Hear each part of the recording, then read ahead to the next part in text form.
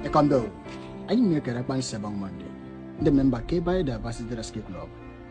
Club parawe ba men parawe de ne jaw. And club e by project namma ke inono. Ante ke tongo. Ufam project amerida. Monga ke se go de lo adi lo fo monogo.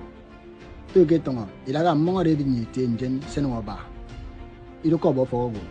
Then me ngbo sikimai nyongo akedi baga ba. Ngonten kop nfi obu teke to ngom idagam mono we to ngedong jeni ikoron iya bitigi song aya kundam kom menu ngebonede so project ibone na mami anyi ataw miangu fon po e benedi dom menun kon miangu go sini ba ke itente baba ekene idanu bok ya nam pom ya fon ki songa ma fon mpo ya fon thank you.